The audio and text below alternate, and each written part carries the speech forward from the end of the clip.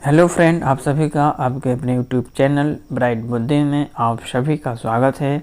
तो आइए आज हम पढ़ेंगे मृदा, मिट्टी अर्थात सॉइल। इससे पहले हमने इस जियोग्राफी की क्लास में लगभग 11 क्लास को समाप्त कर चुका हूं। अगर आप नहीं देखे हैं तो जा कर के शेष क्लास को देख सकते हैं।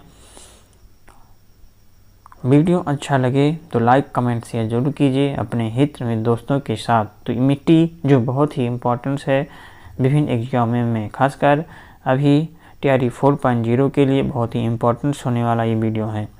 तो स्टडी ऑफ सोल क्या कहलाता है? स्टडी ऑफ सोइल कहलाता है पैडोलॉजी। पैडोलॉजी अर्थात मृदा विज्ञान। तो चट्टानों की अपने ही स्थान पर कमज़ोर होना, ठीक है। मृदा निर्माण, मृदा जो निर्माण होता है, चट्टानों का अपने स्थान पर कमज़ोर होना ही, कमज़ोर जब हो जाते हैं तो वहीं से मिट्टी का निर्माण होता है। अब जैसे मृदा का निर्माण कैसे? अपक्षय के कारण होता है। अपक्षय से ही मृदा का निर्माण होता है। इसके 3 कारण हैं: भौतिक कारण, रासायनिक कारण और जैविक कारण।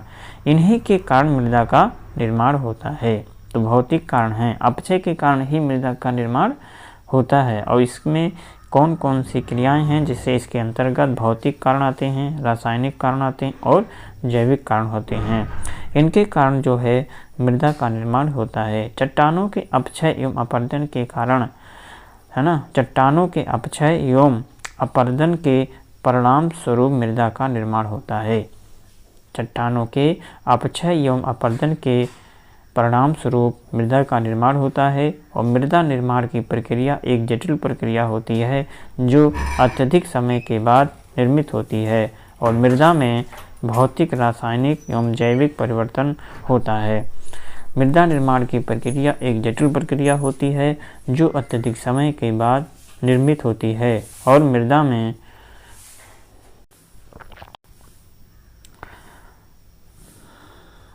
में सम्मिलित पदार्थ, मृदा में निम्नलिखित पदार्थ सम्मिलित होते हैं, जैसे कि ह्यूमस होता है 5 से 10%, खनिज पदार्थ 40 से 45%, वायु, जल, सूक्ष्म जीव। अर्थात मृदा में सम्मिलित पदार्थ क्या हैं? ह्यूमस है, खनिज पदार्थ है, वायु, जल और सूक्ष्म जीव होते हैं। इन्हीं सबसे मिलकर के मृदा का निर्माण होता है। मृदा निर्माण प्रक्रिया में सम्मिलित कारक, तो जनक सामग्री, जिन चट्टानों से मृदा का निर्माण होता है, उस मृदा में चट्टान में उपस्थित खनिज पदार्थ पाए जाते हैं। जैसे कि लाल मृदा या लाल पीली मृदा आयरन ऑक्साइड पाया जाता है। जनक सामग्री, जिन चट्टानों से मृदा का निर्माण होता है, उस मृदा में चट्टानों में उपस्थित खनिज पदार्थ पाए जाते हैं। जैसे कि लाल मृदा और लाल पीली मृदा में आयरन ऑक्साइड पाया जाता है। अवस्थिति के आधार पर क्षेत्रीय मृदा और अपक्षेत्रीय मृदा। अब क्षेत्रीय मृदा क्या है? इस प्रकार के मृदा का निर्माण जनक सामग्री अर्थात जनक चट्टानों के समीप होता है। इस मृदा में जनक सामग्री के गुण अधिक पाए जाते हैं। इस प्रकार की मृदा में कणों का आकार बड़ा होता है। और मृदा परिच्छेदिका का पूर्णतः निर्माण होता है। इस प्रकार की मृदा अधिक परिपक्व होती है। आप यहाँ पे देख सकते हैं ये हिमालयी क्षेत्र है। क्या है? ये हिमालयी क्षेत्र है। जब बर्फ़ पिघलती है तो इन्हीं पत्थरों से होते हुए ये पानी बहती है जो नदी का रूप है। फिर आगे चल कर के ये यूपी, बिहार और वेस्ट बंगाल में जा कर के आ जाती हैं। तो जलोढ़ मृदा होता है और मृदा की मोटी परत है, ये आकर के यहीं पे क्या हो जाती हैं? जम जाती हैं। अपक्षेत्रीय मृदा, इस मृदा का निर्माण जनक सामग्री से दूर होता है। अपक्षेत्रीय मृदा जो होती है, इस मृदा का निर्माण होता है जो जनक सामग्री से दूर होता है। इस मृदा में जनक सामग्री के कम गुण पाए जाते हैं और इस प्रकार के मृदा का कण बारीक होता है, जिससे जल धारण करने की क्षमता अधिक होती है। अपक्षेत्रीय मृदा में मृदा परिच्छेदिका का निर्माण नहीं होता है और यह अपरिपक्व मृदा कहलाती है। अपक्षेत्रीय मृदा अपरिपक्व मृदा कहलाती है। उच्चवच, अत्यधिक ढाल वाले क्षेत्रों में मृदा की पतली परत पाई जाती है, जबकि समतलीय भाग में इस मृदा की मोटाई बढ़ जाती है। अत्यधिक ढाल वाले क्षेत्रों में मृदा की पतली परत पाई जाती है, जबकि समतलीय भाग में इस मृदा की मोटाई पाई जाती है। तो आप चित्र में देख सकते हैं कि यहाँ पे जब ढाल है तो मृदा की मोटाई जो है बहुत कम है, और जैसे मैदानी क्षेत्र में आते हैं इनकी मोटाई बढ़ जाती है। तो ये मैदान है और ये पर्वत है। और मृदा समतलीय, जबकि समतलीय भाग जो होते हैं मृदा संचयन क्या होता है, जहाँ पे ऊबड़ खाबड़ क्षेत्र होते हैं वहीं पर समतलीय भाग में इसकी मोटाई समतलीय भाग में मोटाई बढ़ जाती है, लेकिन मृदा संचयन जो होता है ये ऊबड़ खाबड़ स्थानों पे ही मृदा पाया जाता है। जैव पदार्थ, सूक्ष्म जीव और जीवित पदार्थ।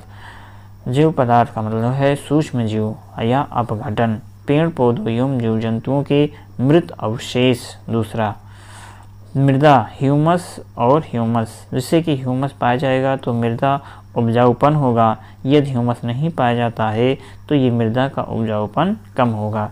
अर्थात ह्यूमस जब कम पाया जाएगा, ह्यूमस की मात्रा कम होगी मिट्टी में, तो उसमें मृदा उपजाऊपन कम होगा। लेकिन जब ह्यूमस अधिक होगा, ह्यूमस की मात्रा अधिक होगी तो मृदा का उपजाऊपन ज़्यादा होगा। ह्यूमस जो होता है पेड़ पौधों एवं जीव जंतुओं के मृत अवशेष जो होते हैं, ये सड़ने व गलाने में सहायक होते हैं। जलवायु, जलवायु कितनी है? जलवायु जैसे कि तापमान और वर्षा। जिन क्षेत्रों में तापमान अधिक होता है उन क्षेत्रों में अपघटन अधिक सक्रिय होकर के ह्यूमस का निर्माण करते हैं। जिन क्षेत्रों में तापमान अधिक होता है उन क्षेत्रों में अपघटक अधिक सक्रिय होते हैं और ह्यूमस का निर्माण होता है। टेम्परेचर ज़्यादा होगा तो ह्यूमस भी ज़्यादा होगा, या टेम्परेचर कम है तो ह्यूमस भी कम होगा। लेकिन जिन क्षेत्रों में तापमान कम होता है उन क्षेत्रों में जीवाणु अपघटन कम सक्रिय होते हैं एवं कम ह्यूमस का निर्माण करते हैं। वर्षा, अधिक वर्षा वाले क्षेत्रों में खनिज मृदा में घुलकर मृदा में नीचे स्तर में निच्छादित हो जाते हैं, अतः मिट्टी का उपजाऊपन कम हो जाता है, अम्लीय बढ़ता है और क्षारीय बढ़ता है। आप यहाँ पे देख सकते हैं इंडिकेटर के माध्यम से बताया गया है। यहाँ पर इधर जब जाएंगे, अगर 7 से कम होगा तो वो मिट्टी अम्लीय होगी, लेकिन जैसे जैसे 4 से ज़्यादा होगा तो मिट्टी 7 से ज़्यादा होगा तो मिट्टी क्षारीयता उसकी बढ़ती जाएगी।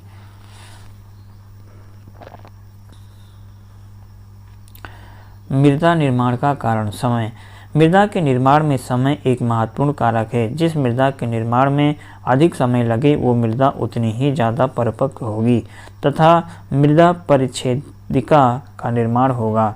जिस मृदा के निर्माण में कम समय लगे वो मृदा कम परिपक्व होती है तथा मृदा परिच्छेदिका का निर्माण नहीं होता है। टाइम जैसे ज़्यादा लगेगा तो मृदा परिपक्वता अधिक होगी और मृदा परिच्छेदिका भी अधिक होगा। लेकिन टाइम कम लगेगा तो मृदा जो होगी मिट्टी कम परिपक्व होगी और तथा मृदा परिच्छेदिका भी कम होगा। मानवीय कारक से भी मिट्टी का निर्माण होता है, जैसे अत्यधिक कार्बनिक पदार्थों एवं कीटनाशकों के प्रयोग से मृदा में विभिन्न तत्वों जैसे नाइट्रोजन, पोटेशियम, फास्फोरस मृदा में असंतुलन पैदा कर देते हैं। अधिक सिंचाई से मृदा की लवणता में वृद्धि हो जाती है। अत्यधिक वनोन्मूलन या अत्यधिक चारण से मृदा अपरदन में वृद्धि हो जाती है। मृदा परिच्छेदिका ओ संस्तर। इस संस्तर में ह्यूमस तथा जैविक पदार्थों की प्रचुरता होती है। फसलों को उगाने वाली परत कहती हैं। अर्थात जो मृदा कितने संस्तर में पाया जाता है तो ये है इसके 5 संस्तर होते हैं, ओ, ए, बी, सी और डी। सी को हम सी अथवा आर के नाम से भी जानते हैं। तो ओ संयुक्त स्तर जो होता है, इस संयुक्त स्तर में ह्यूमस तथा जैविक पदार्थों की प्रचुरता होती है। फसलों को उगाने वाली ये परत कहलाती है। तो इसे यहीं पे क्या होता है, इसमें मृदा पाया जाता है ओ संयुक्त स्तर में, और ए वाले में ये जैविक संयुक्त स्तर होते हैं। बी जो हैं ये खनिज संयुक्त स्तर होते हैं। सी अथवा आर जो है ये है रेंगोलिथ होता है। डी जो है ये भी डी संयुक्त स्तर होता है। ए संयुक्त स्तर, ऊपर मृदा वाला भाग ए संयुक्त स्तर कहलाता है। ऊपर ए वाला भाग ए संयुक्त स्तर कहलाता है। ये गहरे काले रंग का होता है। कार्बनिक पदार्थों की प्रचुरता पाई जाती है। ए संयुक्त स्तर में कार्बनिक पदार्थों की प्रचुरता पाई जाती है। ए लेयर को निच्छालन अर्थात लीचिंग क्षेत्र के नाम से जानते हैं। ए संयुक्त स्तर में खनिज पदार्थ एवं जैविक पदार्थ साथ साथ में पाए जाते हैं। पौधों की अधिकांश भाग इसी संयुक्त स्तर में पाया जाता है। पौधों के अधिकांश भाग इसी संयुक्त स्तर में पाए जाते हैं। बी संयुक्त स्तर, इस परत को जल संचयन भूमिगत जल परत कहा जाता है। इस परत को जल संचयन या भूमिगत जल परत कहा जाता। निच्छालन के द्वारा खनिजों का जमाव इसी परत में होता है। सी संयुक्त स्तर, इस परत में अपक्षयित चट्टानें पाई जाती हैं। ये चट्टानें मृदा परिच्छेदिका में सबसे नीचे पाई जाती हैं। डी संयुक्त स्तर, इस परत में आधार शैलें पाई जाती हैं। जननी जनक सामग्री होती हैं। डी संयुक्त स्तर, मृदा के प्रकार, मृदा को दो भाग में बांटा गया। एक है भौतिक आधार और उत्पत्ति के आधार। भौतिक आधार पर यह दो प्रकार का होता है, बृहद समूह के मृदा और लघु समूह के मृदा। उत्पत्ति के आधार पर भी दो प्रकार के होता है, स्थान जन मृदा और परिवहित जन मृदा। अब बृहद समूह के मृदा के अंतर्गत जलोढ़ मृदा, काली मृदा, लाल मृदा, लेटराइट मृदा आता है। लघु समूह की मृदा के अंतर्गत मरुस्थलीय मृदा, क्षारीय मृदा, पर्वतीय मृदा और पीट मृदा आती है। स्थान जन मृदा लाल मृदा, लेटराइट मृदा, काली मृदा, लवणीय मृदा और पीट मृदा आता है। वही परिवहित जन मृदा के अंतर्गत जलोढ़ मृदा, मरुस्थलीय मृदा आती है। आगे हम यहाँ पे देखेंगे मृदाओं को किस प्रकार से बनाया गया है। तो ये हिमालय है। जब हिमालय से पानी ग्लेशियर पिघलती है तो वहाँ से नदियाँ बहती हैं। जैसे जैसे आती हैं तो यहाँ पे अपने साथ कुछ रेतीली मृदा को लाती हैं, फिर आगे चलती हैं, कुछ गाद, फिर चिकनी मृदाएँ हो जाती हैं। यहाँ पर 33% से ज़्यादा मृदा गौद के रूप में, फिर 33 से क्ले जो होता है, क्ले 33% से अधिक क्लेइंग मृदा कहलाती है। ये उपजाऊपन मृदा होती है जो सैंडी, स्टली और क्लेइंग हो जाता है। अधिक उपजाऊ मृदा जो होती है वो दोमट मृदा होती है। इसमें सैंड जो है 33%, सिल्ट 33%, क्ले भी 33% तक होता है। TCAR Indian council for agriculture research, भारतीय कृषि अनुसंधान केंद्र जो है, इसकी स्थापना 1929 में किया गया था। इसने वर्ष 1956 में भारतीय मृदाओं को 18 भागों में विभाजित किया। ICAR की स्थापना 1929 में, हेडक्वार्टर इसका दिल्ली में है। और इसी ने 1956 में भारतीय मृदाओं को 8 भागों में बांटा है। कितने? 8 भागों में बांटा। तो बृहद समूह की मृदा और लघु समूह की मृदा के अंतर्गत कौन सी आती हैं? तो जलोढ़ मृदा, काली मृदा, लाल मृदा, लाल पीली मृदा अथवा लेटराइट मृदा, ये बृहद समूह की मृदा हैं। और मरुस्थलीय अथवा शुष्क मृदा, क्षारीय मृदा, पर्वतीय मृदा, पीट मृदा या इसी को दलदली मृदा या अम्लीय मृदा कहते हैं, इसे हम लघु समूह की मृदा कहा जाता है। भारतीय मृदा पोषक तत्व, 18 प्रकार के तत्व विद्यमान होते हैं। कितने? भारतीय मृदा पोषक तत्वों में 18 प्रकार के तत्व विद्यमान हैं। 18 तत्व के अंतर्गत जैसे प्राथमिक तत्व द्वितीय तत्व और सूक्ष्म तत्व आते हैं, जिसमें से प्राथमिक तत्व के अंतर्गत nitrogen, phosphorus, potash, hydrogen, oxygen आता है। वही द्वितीय तत्व के अंतर्गत मैग्नीशियम, कैल्शियम, सल्फर आते हैं। सूक्ष्म तत्व के अंतर्गत आयरन हुआ, बोरान, कोबाल्ट, जिंक और मॉलिब्डेनम, सोडियम, तांबा, क्लोरीन और मैग्नीज आते हैं। ये सूक्ष्म तत्व के अंतर्गत आते हैं। इन सभी को मिला करके 5 3 8 हो गया और 9 5 9 और 9 + 9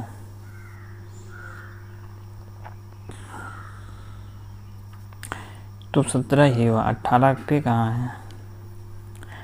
18 तत्वों में इसको विभाजित किया गया है।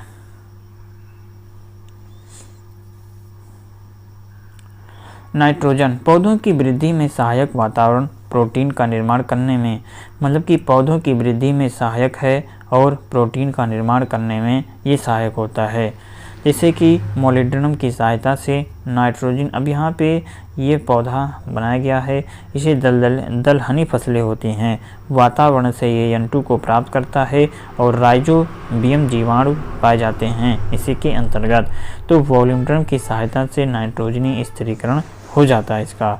तो नाइट्रोजन बहुत ही महत्वपूर्ण होता है, पौधों की वृद्धि में ये सहायक है। प्रोटीन के निर्माण में भी नाइट्रोजन महत्वपूर्ण है।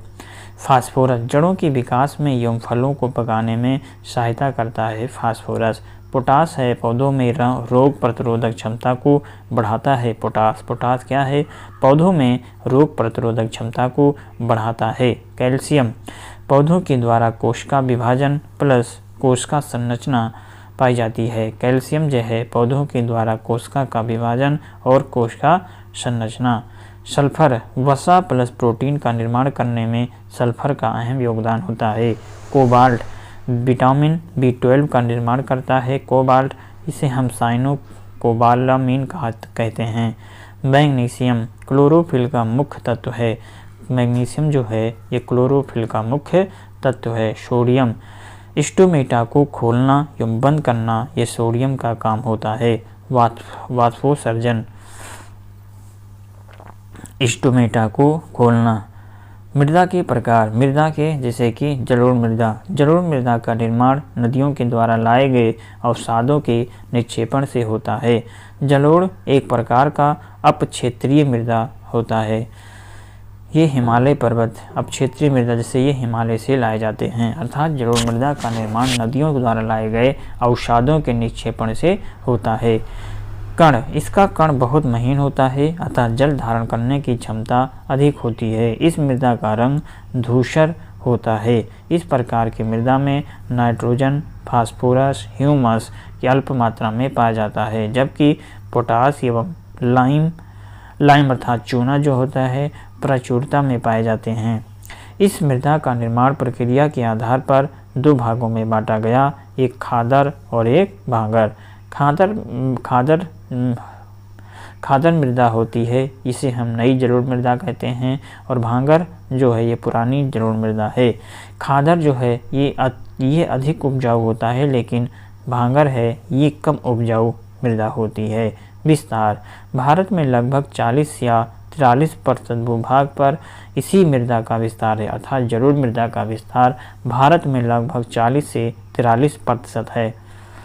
इसका विस्तार देखा जाए, उत्तर का मैदानी भाग, दक्षिण का तटवर्ती भाग में इसका विस्तार देखने को मिलता है, अर्थात ये भारत का नक्शा है जिसमें उत्तर का मैदानी भाग एवं दक्षिण के तटवर्ती भाग जो होते हैं यहीं पर इसकी विस्तार देखने को मिलता है। फसल जो है इसके अंतर्गत फसल धान, गेहूँ, मक्का, आलू और तिलहनी, दलहनी फसल इस जलोढ़ मृदा के अंतर्गत उगाया जाता है। आप यहाँ पे देख सकते हैं मात्रों में उगाया जाता है। काली मृदा या ब्लैक सॉइल, इस मृदा का निर्माण लावा चट्टानों, बेसाल चट्टानों के टूट फूट से होता है। काली मृदा का निर्माण कैसे किया जाता है? तो इसका जो निर्माण होता है लावा चट्टानों, बेसाल चट्टानों के टूटने फूटने से काली मृदा का निर्माण होता है। उत्तर का मैदानी भाग में देख सकते हैं यहाँ पे जलोढ़ मृदा का विस्तार है, और तटीय मैदानों में भी, दक्षिण का तटीय मैदान में भी जलोढ़ मृदा का विस्तार देखने को मिलता है। और काली मृदा है, इसका जो निर्माण होता है इसके लावा चट्टानों, बेसाल्ट चट्टानों के टूट फूट से होता। इसका जो रंग है टिटेनी फेरस मैग्नेटाइट के कारण काला हो जाता है। इसका रंग काला टिटेनी फेरस मैग्नेटाइट के कारण काला होता है, और इस मृदा में भी जल धारण करने की क्षमता अधिक होती है। अतः इस मिट्टी में बिना सिंचाई की कपास की खेती की जाती है। इसे रेंगूर मृदा भी कहा जाता है। ये काली कपास या रेंगड़ मृदा शुष्कता की अवस्था में इस मृदा में दरारें दिखाई देती हैं, इसीलिए इसे स्वतः जुताई वाली मृदा कहते हैं। इस मृदा में भी नाइट्रोजन और फास्फोरस तथा ह्यूमस अल्प मात्रा में पाया जाता है, लेकिन पोटास होता है ये पर्याप्त मात्रा में पाया जाता है। इस मृदा में महत्वपूर्ण रासायनिक तत्व उपलब्ध होते हैं, जैसे मैग्नीशियम, एल्युमिनियम, लाइम अथवा चूना, आयरन अथवा लोहा। इससे हम इसका शॉर्टकट माली कह सकते हैं। माली से एम से मैग्नीशियम, ए से एल्युमिनियम, एल से लाइम और आई से आयरन अथवा लोहा। विस्तार जो है इसका देखने को उत्तर पश्चिम भारत में काली मृदा का विस्तार देखने को मिलता है। सर्वाधिक जो होते हैं काली मृदा ये महाराष्ट्र, गुजरात और हाड़ौती पठार में देखने को मिलता है। मध्य प्रदेश, कर्नाटक में भी पाया जाता है। लाल मृदा या लाल पीली मृदा, इसका जो निर्माण है ये ग्रेनाइट व नीस कायांतरित के टूट फूट से होता है। रंग जो है इसका लाल आयरन ऑक्साइड के कारण या आयरन ऑक्साइड की अधिकता के कारण रंग लाल होता है। शुष्कता की अवस्था में लाल रंग की होती है, लेकिन जल ग्रहण करने के बाद इसका रंग पीला हो जाता है। शुष्कता की अवस्था में लाल रंग की होती है, लेकिन जैसे जल धारण करता है इसका रंग पीला हो जाता है।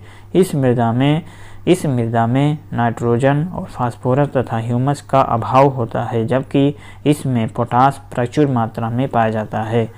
यह अम्लीय प्रवृत्ति की मृदा होती है। ये मिट्टी उर्वरता विहीन बंजर भूमि के रूप में पाई जाती है।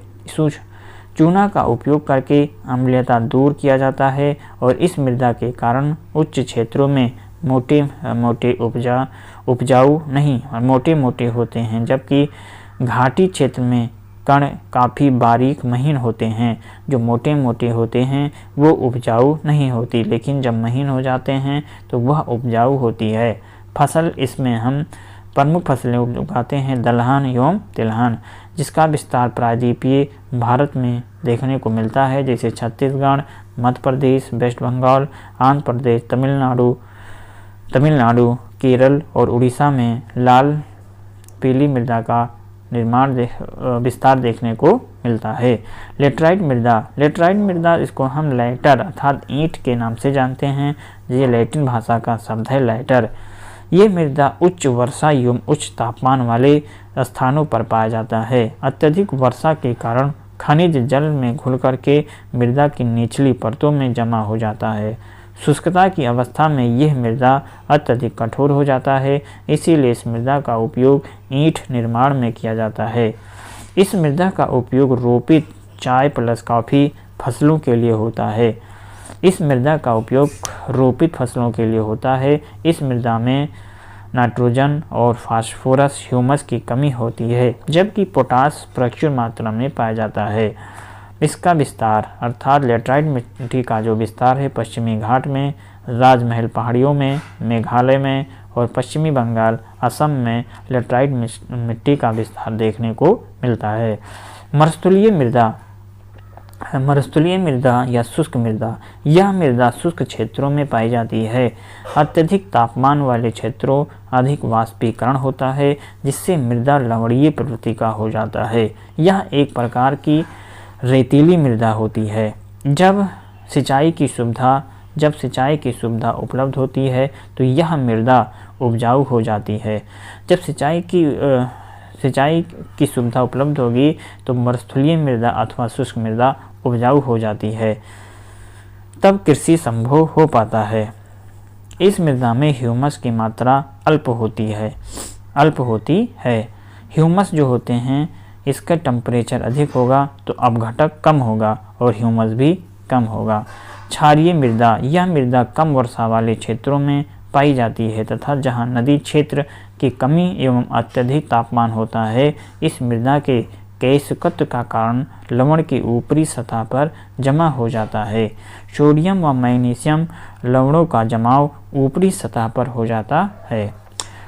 रेह मृदा, कल्लर मृदा, ऊसर मृदा, ये क्षारीय मृदा के अलग अलग नामों से पुकारे जाते हैं। जहिरवा अर्थात इम्पोर्टेंस है। इस मृदा की क्षारीयता को कम करने के लिए जिप्सम प्लस रॉक फास्फेट का प्रयोग किया जाता है। इस मृदा की क्षारीयता कम करने के लिए हम जिप्सम एवं रॉक फास्फेट का उपयोग करके हम क्षारीयता को कम कर सकते हैं। पीट मृदा या दलदली मृदा, इस मृदा का निर्माण सदियों जलमग्न की स्थिति में होती है अतः इसमें ह्यूमस की प्रचुर मात्रा पाई जाती है। पीट मृदा में क्या होता है? पीट मृदा या दलदली मृदा, इस मृदा का निर्माण सदियों जलमग्न की स्थिति में होती है अतः इसमें ह्यूमस की प्रचुर मात्रा पाई जाती है। यह ह्यूमस की अधिकता के कारण गहरे काले रंग की तथा भारी मृदा होती है, अर्थात ह्यूमस की उपस्थिति के कारण गहरे काले रंग की तथा भारी मृदा होती है। इस मृदा में क्या पाया जाता है? इस मृदा में नाइट्रोजन फास्फोरस का अभाव होता है जबकि ह्यूमस अधिक मात्रा में पाया जाता है। इसका जो विस्तार देखने को यह मृदा डेल्टाई क्षेत्रों में पाया जाता है, जैसे अल्मोड़ा जो उत्तराखंड में, अल्पी केरल में, गंगा ब्रह्मपुत्र के डेल्टा में, कृष्णा गोदावरी डेल्टा में और महानदी के डेल्टा में पीट मृदा या दलदली मृदा देखने को मिलता है। पर्वतीय भागों अलग अलग जलवायु परिस्थितियों के कारण यह अनेक प्रकार की मृदाएं पाई जाती हैं। पर्वतीय भागों अलग अलग जलवायु परिस्थितियों के कारण यह अनेक प्रकार की मृदाएं पाई जाती हैं। इस मृदा का निर्माण ऊंचाई पर होने के कारण कम तापमान में जैविक पदार्थ का अपघटन नहीं होता है। जैविक पदार्थ का मतलब जीव जंतु एवं पादप का अपघटन नहीं होता है, इसीलिए इस प्रकार की मृदा में ह्यूमस का अभाव होता है।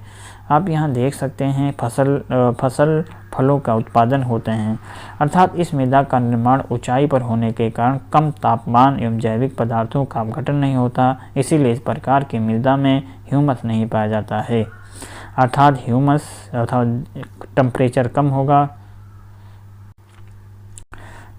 कम होगा, जीवाणु भी कम होंगे और ह्यूमस की मात्रा भी कम होगी। ये कहाँ पे पाया जाता है? ये पहाड़ी, इसका निर्माण ऊंचाइयों पर होता है।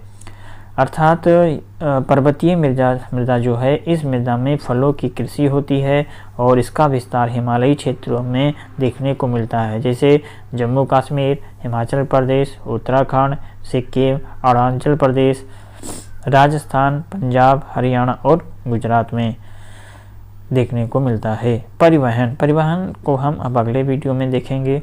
आज के लिए बस हम केवल मृदा के बारे में पढ़े और समझे हैं। वीडियो में अच्छा लगे तो लाइक कमेंट शेयर जरूर कीजिए और इस वीडियो को ये सारी चीज़ें तभी तैयार होगा जब इस वीडियो को आप बार बार देखेंगे, बार बार समझेंगे, तभी आपको तैयार होगा। तो आपको वीडियो को बार बार भी देखना है और जो पहली बार आए हो चैनल को सब्सक्राइब करके बेल घंटी जरूर बजाएं। वीडियो में अच्छा लगे तो ज़रूर लाइक करें और कमेंट करें और शेयर भी करें। तो चलिए हम मिलेंगे एक नई वीडियो में, तब तक आप पढ़ते रहें, मस्त रहें। नमस्कार।